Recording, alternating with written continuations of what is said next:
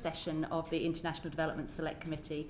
It is a new committee that we've got here for this new Parliament, and it is my great honour that our very first witness is Professor Nizam Mamode, who is a Professor of Transplant Surgery. But Nizam, you're here in front of us because you have recently returned from Gaza and doing some work in the hospitals over there. We really appreciate you coming and speaking to us today. It's very difficult to get first-hand testimony, obviously, about what's going on in Gaza at the moment. So thank you for coming and sort of sharing your experiences. I wonder if you could sort of properly introduce yourself and what you were actually doing out there and when you came back. Yes, so I'm no longer a Professor of Transplant Surgery. I retired from the NHS a couple of years ago. And I've spent my time doing work overseas. So I had a month in Gaza, mid-August to mid-September, working in Nasser Hospital with medical aid for Palestinians. And I'm happy to tell you about my experiences there. Please, tell us, so when did you go? Why did you go? Why did I go? Because I thought I had the skill set that could help. I did, when I was sitting in the convoy, going in across the border, I did have second thoughts, but it was too late then to get out of the convoy. And I think when we crossed the border, the first thing was really a complete sense of shock. What did you see? What did you smell? You see a landscape that looks as though it reminded me of Hiroshima and Nagasaki. Devastation, buildings reduced to rubble for miles around, as far as you can see. Nothing growing, no people, a few looters here and there, but nothing. You drive through that for about 20 minutes, and then you get to the central part of southern Gaza, which was the designated the green zone. I can't bring myself to call it the safe zone or humanitarian zone because it was neither. That green zone houses about 1.3 million people. What sort of area is that? It's probably about the size of the City of London. You can walk across it fairly easily if it was safe to do so. And a large part of it comprises of tents. And when I say tents, some of those are proper tents. Many of them are just pieces of carpet and plastic stuck onto sticks. And these are in the middle of the road, side of the road, every possible space. There's no running water, no sanitation, no electricity, obviously. And people are having to roll those up and move on at very, very short notice. Time and time again, most people have moved 6 or 7 times. What does it sound, smell?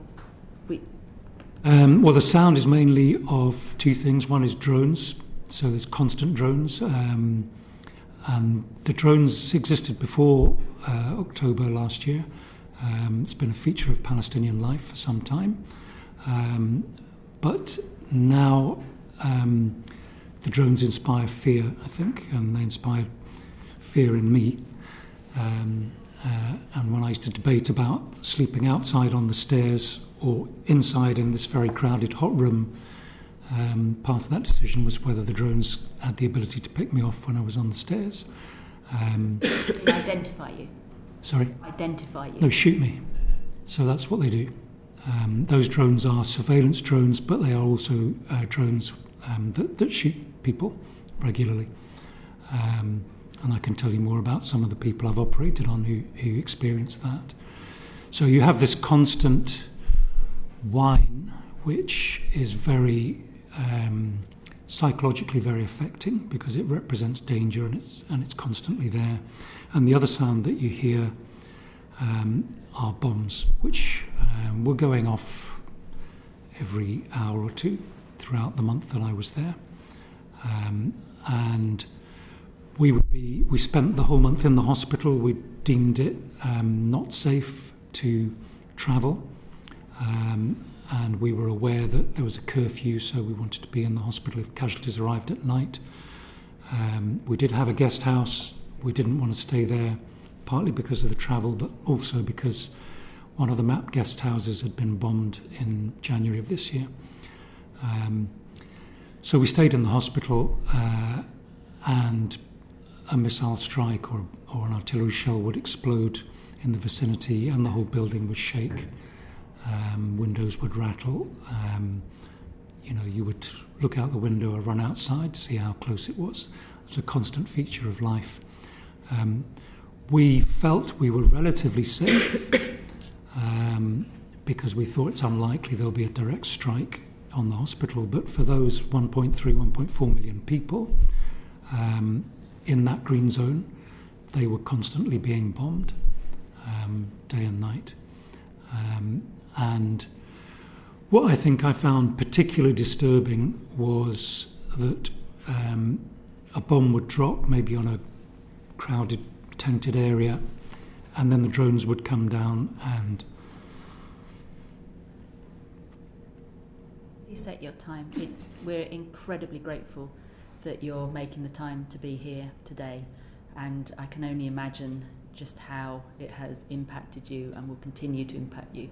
And I feel, because you can't unsee what you've seen, but being able to share that with us really helps us hold legislators particularly to account.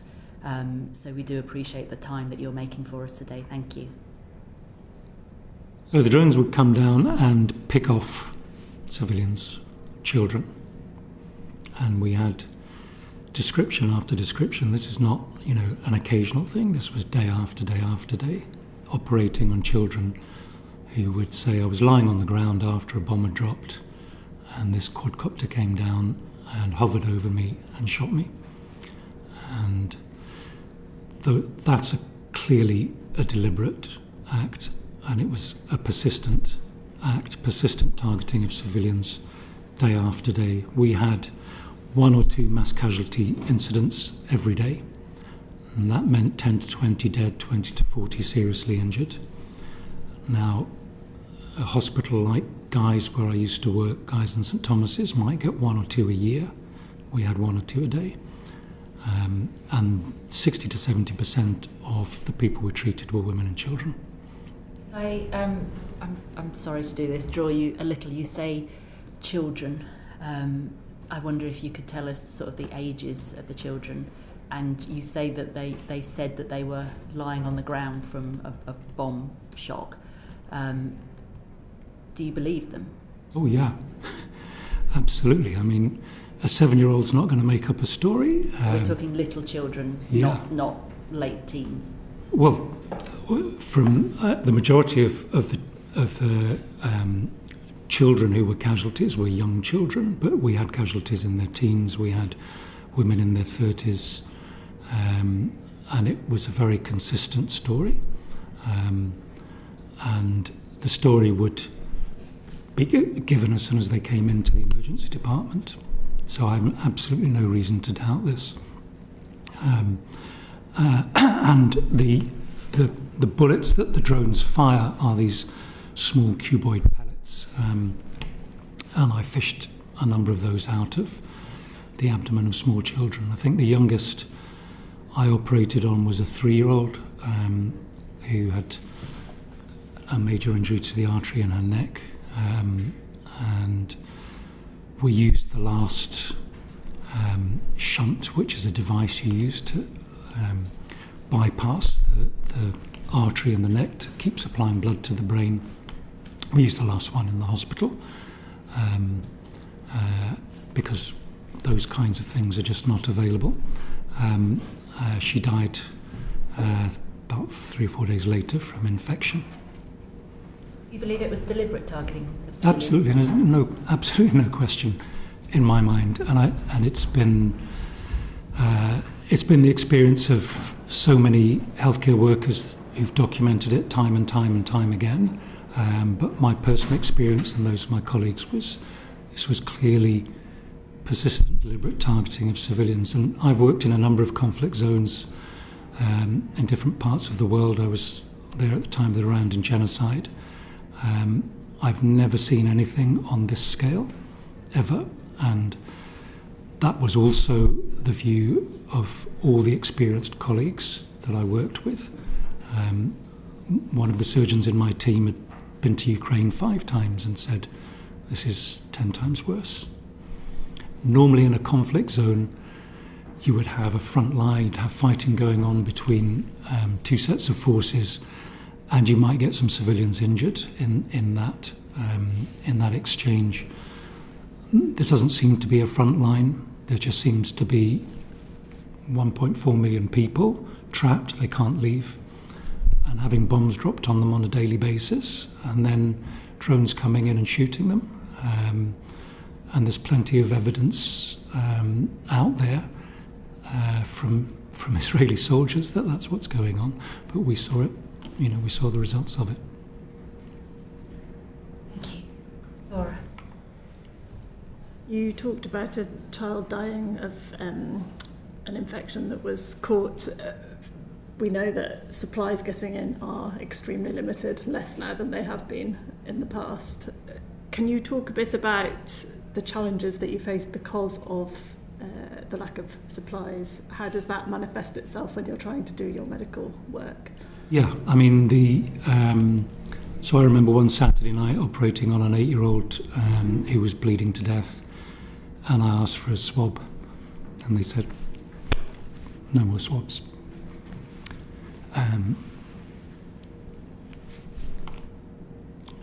We had operations being done with no sterile gloves, no sterile drapes at various points. We had lack of basic equipment. I did amputations on people who just had to take paracetamol after the operation as pain relief. That medical aid was sitting at the border and not being allowed in. We were not allowed to take any medical equipment except for personal use. So I was asked, could I bring thyroid medication for some people? Couldn't take it in. That's a deliberate policy. And that's changed because I know that teams earlier in the year had been able to take some medical equipment in. So again, that seems to me to be a deliberate restriction of medical supplies. And basic things like soap, shampoo, that's not being allowed in. I saw, I don't know how many wounds with maggots in. One of my colleagues took maggots out of a child's throat in intensive care. There were flies in the operating theatre landing in the wounds. It was appalling, and that's a deliberate choice. It's not an accident. In light of those challenges, how did you attempt to manage sterilisation, infection You just do the best you can, but a large number of our patients, perhaps the majority, I don't know, would survive the operation and die of infections afterwards. And I think, there was a doctor in his 30s who worked in intensive care in the hospital. He got hepatitis A, which is a disease of poor hygiene. It's a disease for which there's a vaccination. I've been vaccinated. He didn't have access to the vaccine. He became unwell. He became a patient in his own ITU. He didn't have the treatment that he could have had in a proper environment, and he died in his own ITU. We asked for him to be evacuated, but he wasn't. Thank you. It sounds medieval, what you're describing. Yes, undoubtedly. And remember that Nasser Hospital, at the time that I was there, was probably the best hospital in Gaza. Most other hospitals did not have the facilities and the equipment that Nasser had, and Nasser was barely functioning as a hospital, and was being run by staff, many of whom had very, very little experience, because so many medical staff have been detained, been killed. Some have left when they were able to leave. So in intensive care, for example, was run basically by general practitioners who'd had very minimal training. So the cost in life and in suffering from that side of things is very substantial, because you don't have the equipment, you don't have the staff, you don't have the facilities, and even getting access to the hospital. An ambulance was shot while I was there, several bullet holes in the windscreen while it was going to pick up casualties. I think it's something like 163 or more documented examples of ambulances being targeted. So many people never got an ambulance. People would carry casualties in, sometimes bring them in on donkey carts. And when a mass casualty incident happened, we'd have the whole emergency department full. People would be lying on the floor in pools of blood. And it would be a case of trying to decide who was alive and might survive with some treatment, and who could wait a bit. And that was pretty much every day. And that's been going on for a very long time now.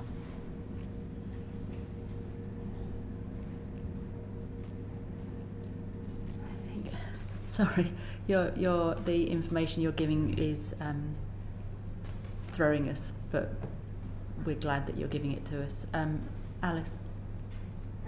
Yeah, thank you. It's very powerful testimony. You mentioned at the beginning that about 60%, I think, of the people you were saying were women and children. Can you just expand a little bit more on the kind of effects that you were seeing on women and children? Presumably, there would be pregnant women coming in, for example, just to talk about some of the challenges that you were seeing, particularly when it comes to those two groups of vulnerable people.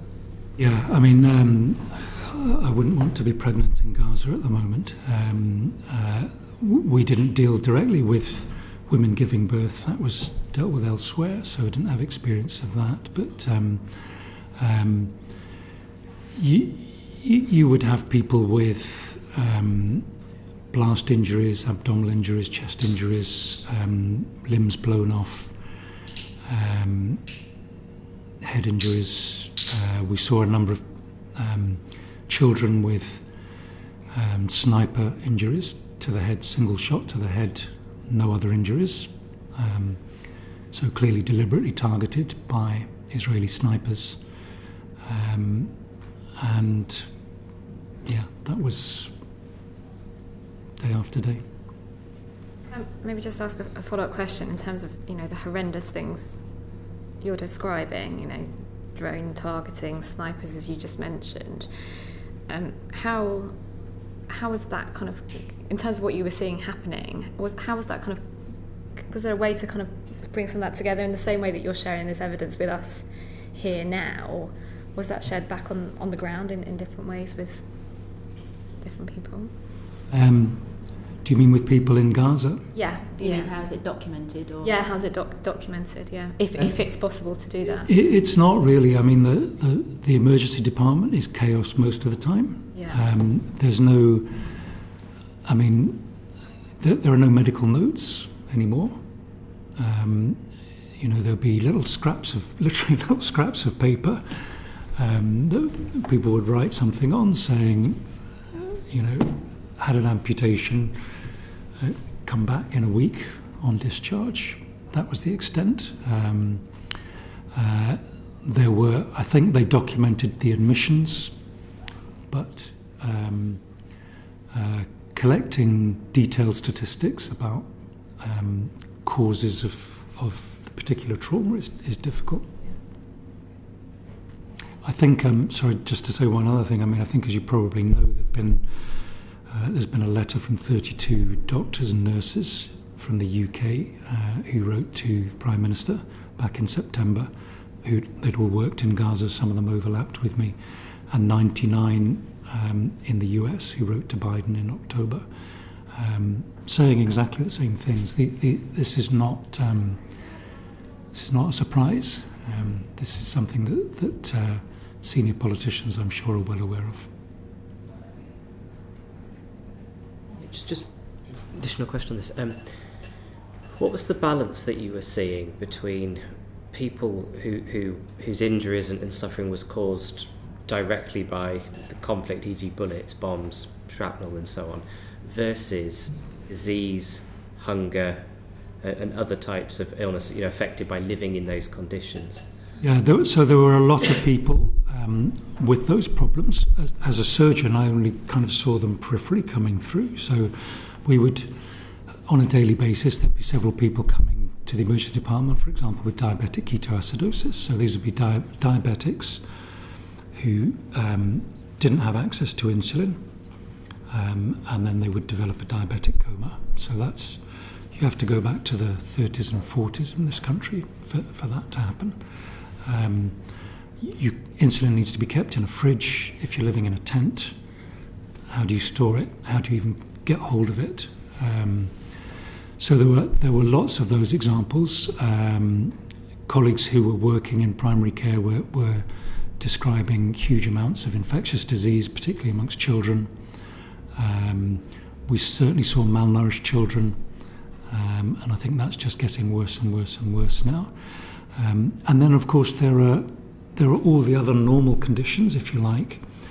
So we came across people with bowel cancer, and they got an operation, but it wasn't a curative operation because there's no chemotherapy, no radiotherapy. So all the kind of ancillary services that existed before the war, they had some very good hospitals with very good facilities and very good staff. They've all gone. They've been destroyed. So there's a huge uncounted cost to the war. And there was a paper in the Lancet in July estimating, because of that, both the casualties that had been counted, those that were likely to be under the rubble, and all of those who were dying from other diseases as a result of the war. They estimated conservatively 186,000 dead. That was in those figures up to June. So to my mind, it's over 200,000 now. Okay. You talked about colleagues who had been detained and killed. Yes. Can you give us an idea of how many colleagues you were working amongst in the hospital? How many colleagues I was working with? Yeah, with you. Do you mean Palestinian colleagues? Yes, local colleagues. Well, there were quite a few. I would have to guess there's probably about 20, 25 doctors in the hospital. Maybe more, I don't know. But there were many, many more before the war, and many of the doctors I was working with had been in the north and had fled the north, and were now making up the numbers in the south. You also talked about ambulances being targeted. Did you feel safe? I felt relatively safe in the sense that I thought it was unlikely they'd drop a 2,000-pound bomb directly on the hospital. But we were worried about drones, couldn't leave the hospital, and travelling in and out was probably the most nerve-wracking thing. So we travelled in and out on a UN convoy in armoured vehicles. That's been shot at 5 times by the Israelis. And these are convoys that are very carefully organised, so they follow a predetermined route given to them by the Israeli army. There's a radio check at the start before they leave, during the journey and at the end. So the Israeli army know that they're there and where they are. And despite that 5 times, including while we were there, they've been shot at. So my biggest fear while I was there was being killed by the Israelis. The convoys that were shot at, was this sort of a rogue sniper, or was this... No, this is the Israeli army coming up as a unit and deliberately shooting. And UN convoy? Yes. So the last one, when I was there, I think it would have been about the end of August, it was reported some WHO staff, and these are armoured vehicles, so you can see, I think, 4, 5 bullet marks in the window, just where someone would have been sitting. We were told, given very clear instructions, the doors are going to be locked when you set off. Do not unlock the doors if the Israeli army shoot at you and order you out. Do not get out of the vehicle. This is a UN convoy. It's got UN in big letters on the side, and it carries in twice a week. It carries about 30 to 40 aid workers from different organisations in and out. It's a huge number of aid workers have been targeted, and that's well documented. And again, to my mind, that's a deliberate policy. Could I ask a question? Sorry, the drone thing, especially when they're shooting at people. These are single shots, or are they machine guns? I mean, are they targeting individual people with a one-off shot, or how does it happen? Yeah, so luckily I never was anywhere near a drone firing, yes. So I can only comment on what we saw when people came in. So we would see people with sometimes a single entry point, sometimes two or three. What we did see on one or two occasions was a very disturbing pattern where there'd be 3 or 4 shots here, 3 or 4 shots here, and again in the groin. And that we all thought was prima facie evidence of an autonomous drone or a semi-autonomous drone, because a human operator would not be able to fire with that degree of accuracy that quickly. And there is some documentation that those were going to be used. It was reported in Haaretz back in April. So that was particularly disturbing. But most of the drone injuries we saw were 1, 2, sometimes 3 shots. And these pellets were in a way more destructive than bullets, because if you're shot in the chest with a bullet, if it misses your heart, goes on the other side, it can go through your lung and out the back. You'll probably survive. But with the drone pellets, what I found was they would go in and they would bounce around. So they would cause multiple injuries. So I had a 7-year-old boy, the one I described earlier, who gave a very clear description. He had an entry point here. He came in with his stomach hanging out of his chest. He had an injury to his liver, spleen.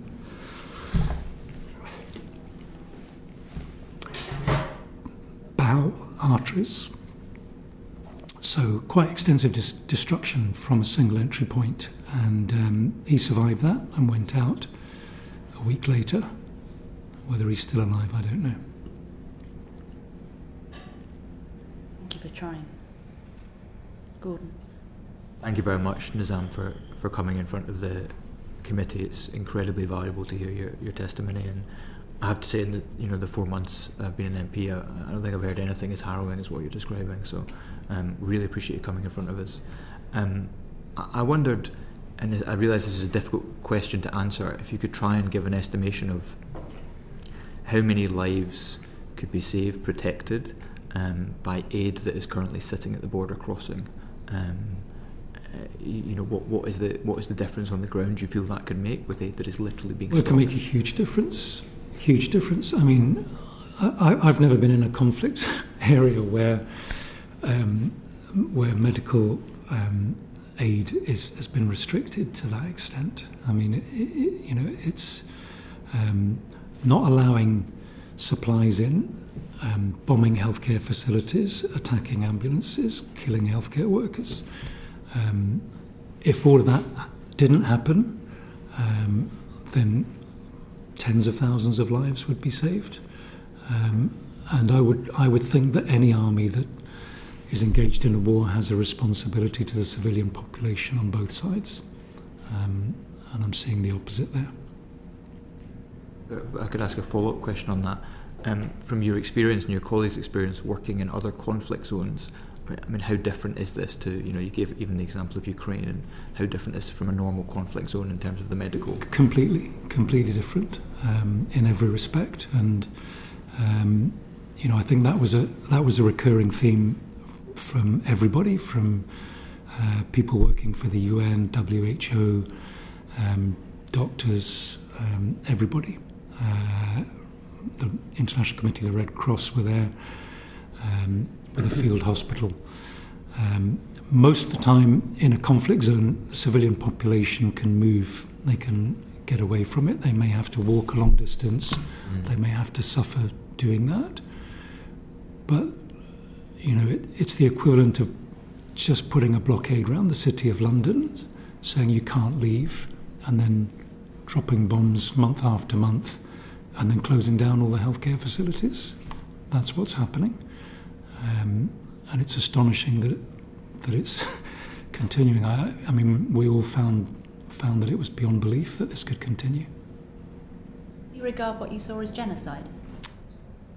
I'm not an international human rights lawyer, so I can't talk about the absolute definitions, but it's difficult to find another word for it, given what we've seen, and I certainly think that the Palestinian people feel that that's what's happening to them, and there's a sense of resignation that they're all just waiting to die with no chance of escape. So, in a word, yes.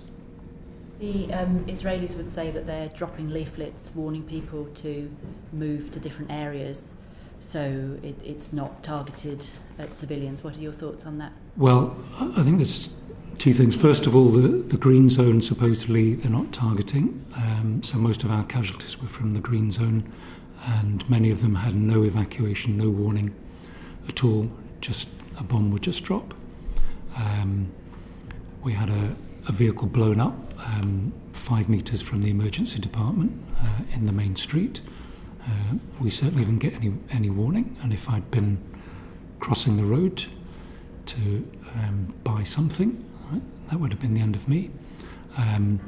In terms of evacuation orders, the way it works is they normally send a message out on mobile phones to all the mobile phones saying area number, whatever, evacuation order. So if you have a mobile phone, and if it's charged and working, which is not that easy if you're in a tent, then you might have a chance, but the bombing typically would start sometimes minutes, sometimes hours. So I had one of the Palestinian doctors who worked very closely with me. We were on a ward round one morning, and he suddenly looked at his phone and said, "I've got to go."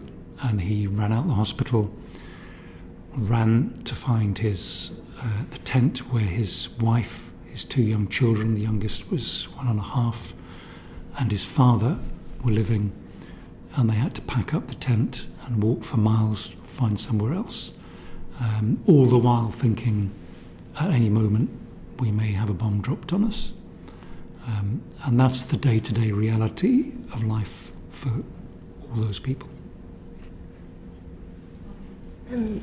You talked about this day-to-day reality. You've talked about children being targeted and healthcare workers being killed, and you talked about a sense of resignation that, a civilian will think they will die.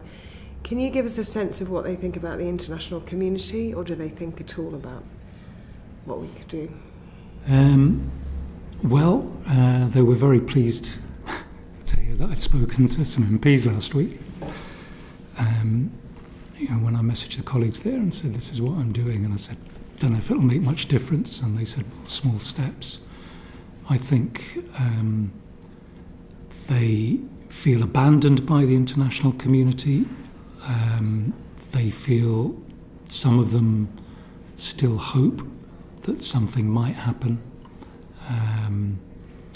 And I think they appreciated hugely the fact that people were coming to help them and stand by them. That was one of the main reasons for going. Agreed. Thank you. Nizam, thank you for coming and speaking to us today, and thanks for having the strength to share your experiences as well. I know how difficult it must be. Going back to the sort of points around targeting, was there a threat that the Israeli Defence Force was seeing? Was Hamas in the community? Could you see where it was? Or yeah, I'm laughing because this was the question I asked when I got there. So, is Hamas in the hospital? Have they been in the hospital? And they just laughed at me. And they said, there is no Hamas.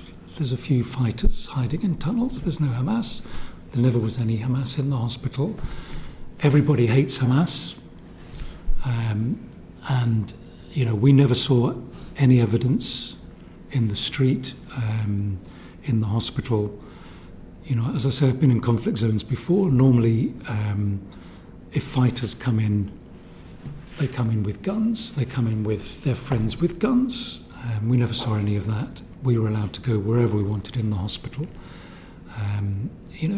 There might have been a tunnel underneath, who knows? But if Hamas were coming and going in the hospital, it would have been fairly evident, and I think they would have been probably kicked out by the people that worked there. I remember they described, with ironic laughter, they described one of their colleagues when Nasser Hospital was attacked by the Israelis in February, and they killed a number of staff, put them in a mass grave along with a number of patients. That's well documented. But they described one of their colleagues who was taken away, detained, along with a number of others, who was killed in detention. And they said, well, he was an atheist and he hated Hamas, and he was, before the war, he was very vociferous about those things.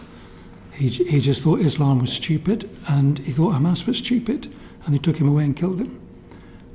That's what's going on. It's not as far as I can see, it doesn't matter who you are in Gaza. If you're Palestinian, you're a target.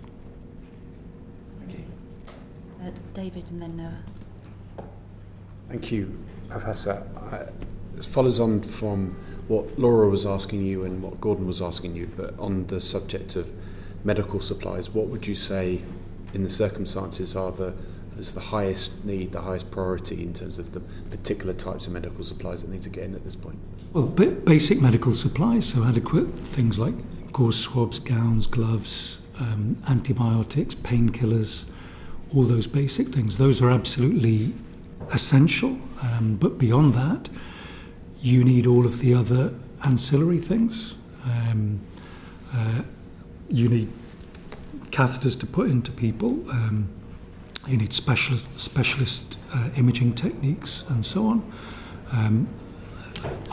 I've been a transplant surgeon for most of my career, so I know quite a bit about dialysis.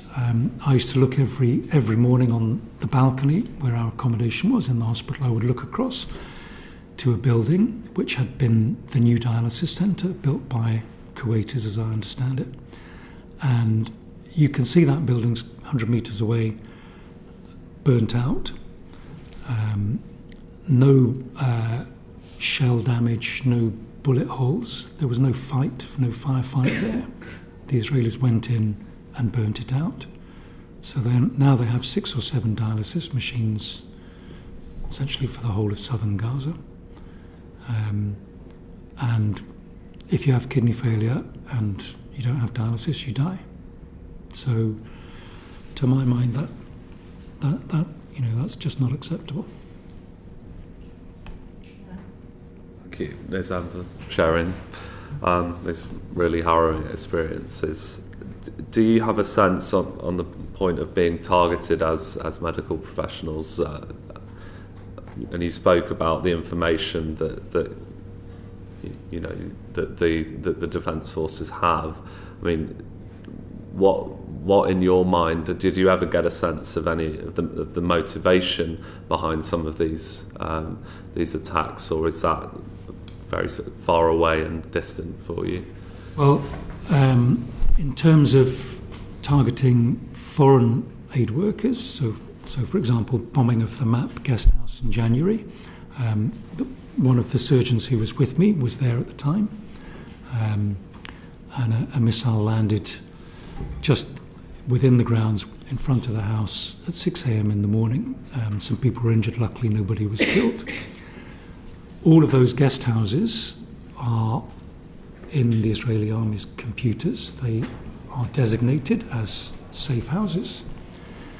So my assumption is that is a deliberate attack, and that the aim behind it is to discourage aid workers from coming, and I think it's the same as the shooting at the UN convoys.